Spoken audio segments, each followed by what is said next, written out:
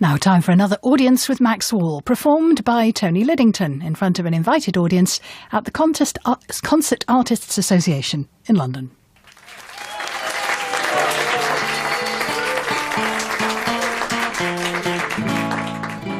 Had you just 2 days, you lazy animal? Man who sold you said you were fine.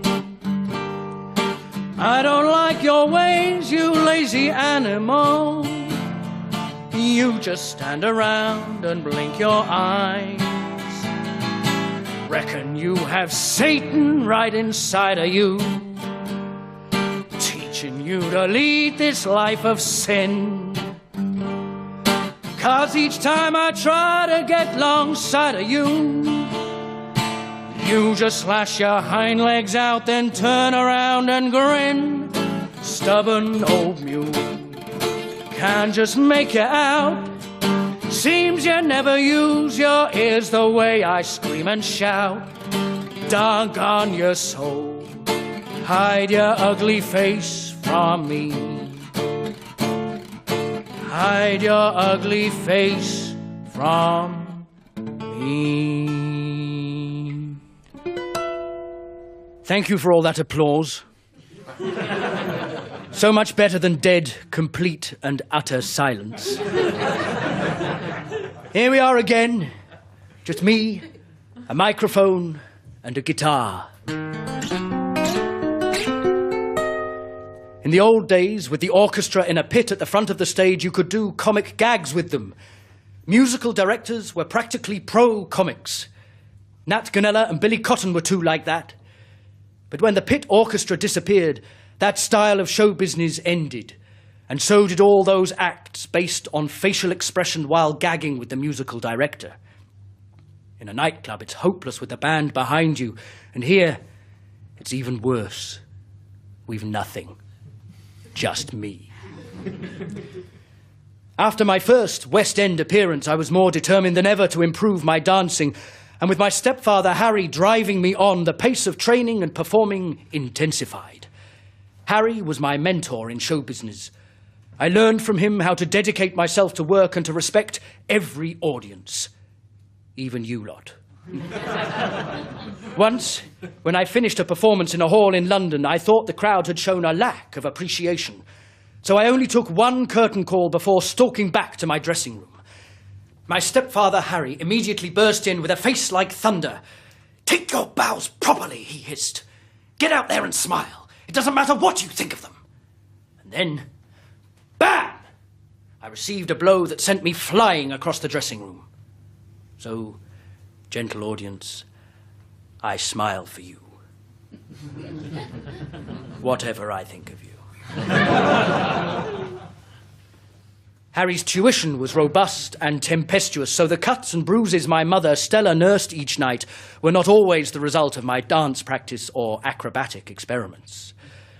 What I worked on was known as eccentric or comedy dance, although nowadays, after Monty Python and John Cleese, it's usually called the silly walk. What I do now is only a remnant. You can't fight Mother Nature. I put this down to Anno Domini. Dear old Anna. The moves develop from a fairly sedate routine of taps and twists into a lunatic frenzy of leg mania, finishing with tap and acrobatics.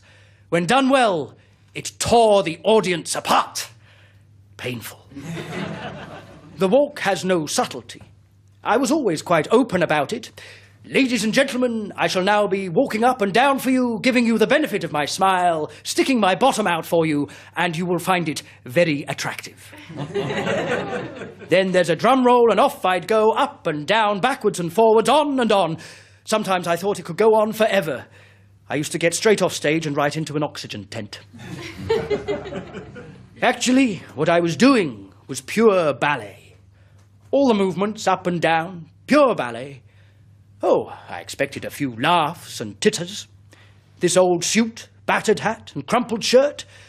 But if I'd come out in a lime green leotard and ballet pumps, you'd have drawn your breath and thought you'd come to the wrong theatre. It's a routine, as old as the hills. I saw little Titch perform his big boots dance, and he was Nijinsky's favourite. He would go anywhere to see little Titch perform. One spit and sawdust, the other classical and refined, but both great artists. When I first started, I wasn't supposed to speak in my act, apart from introductions such as, "Ladies and gentlemen, I will now dance," or some such. But I always aspired to more comic verbal badinage. I was still classified and contracted as a dancer, which meant I could never command the higher fees or kudos of the comedian, stuck, as I was, down at the bottom of the bill with all the other acts in the wines and spirits. My stepfather, Harry, was a man of the world.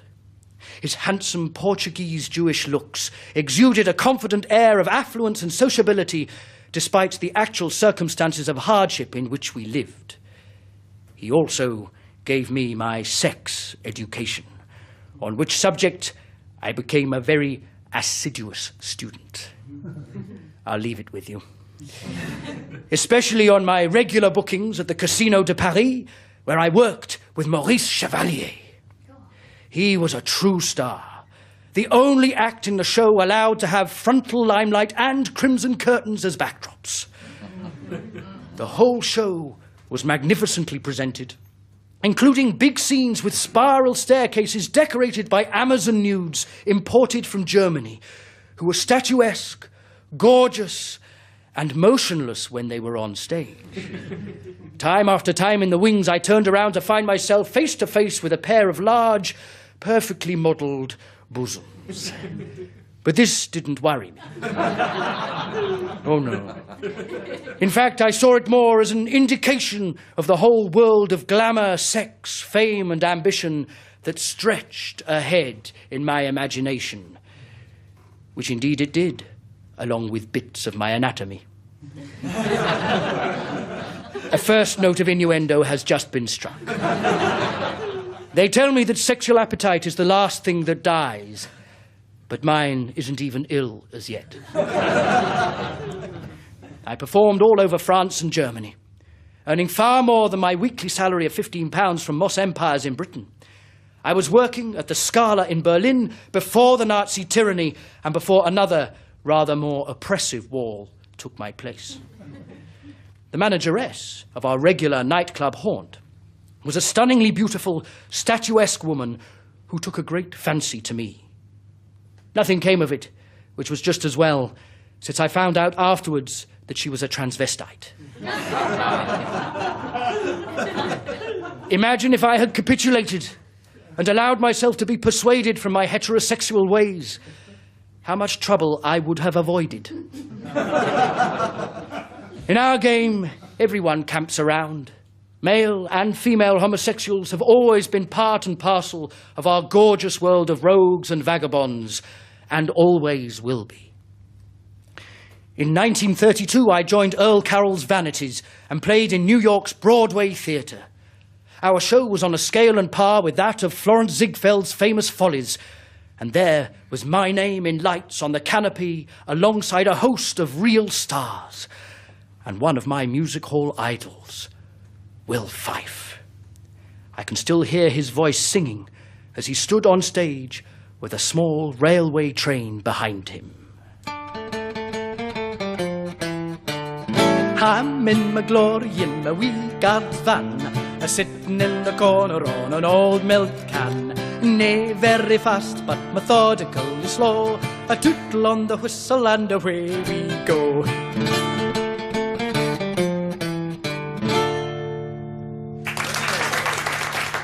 Nice bit of dialect work there. I put a bit in every so often. Not as often as I'd like. Naughty. It was the age of the Great Depression, with banks going bust and New York, like most American cities, dominated by the hoods. I saw Cab Calloway, Art Tatum and Fats Waller at Connie's Inn, Harlem, a section of New York that was full of clever people, not only from show business, but from every profession and trade.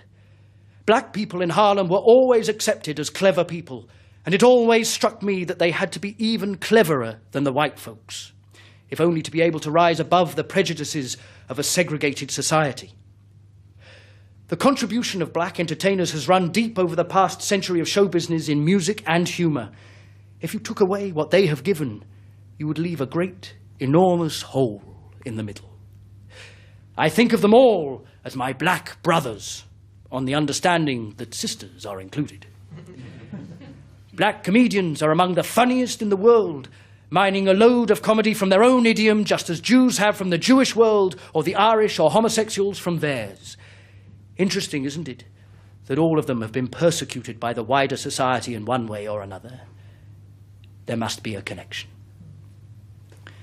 My ambition to work as a comic has been fed by a worldwide compendium of comedians, in particular the great Swiss clown Grock, whose shy, ambling delivery never relied upon the nervous energy, noise, or explosions of so many lesser comics. After him, I admired Groucho Marx for the brilliance of his verbal delivery, and was also inspired by the complete comic characterization of Jacques Tati's Monsieur Hulot.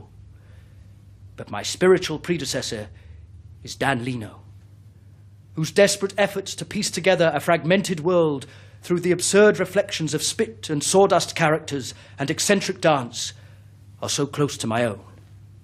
Yet he died 4 years before I was born. My political horizons had been broadened in America, and so had my professional ambitions.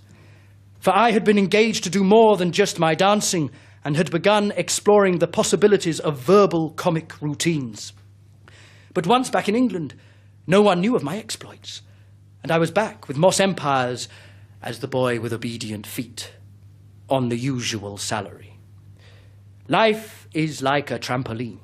One moment high in the air, the next lying flat on the elastic hammock, trying to find enough strength to bounce back.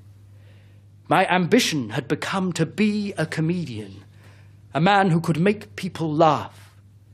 And this carried higher status and a larger salary than mere hoofing. As I saw it, it meant engaging directly with the audience, just me and you. An act of truthfulness and forthright honesty in both form and content. It was a black singing duo called Layton and Johnston who gave me the break. They'd seen me in Paris years before and allowed me to do my new act with 50% verbal comedy on a 40-week tour. From that time on, my contracts read comedian instead of dancing act. Now I could begin in earnest. For now I could rise above the wines and spirits at the bottom of the bill to the giddy heights and champagne of clown. Stubborn old mule, can't just make you out. Seems you never use your ears the way I scream and shout. Doggone your soul, hide your ugly face from me.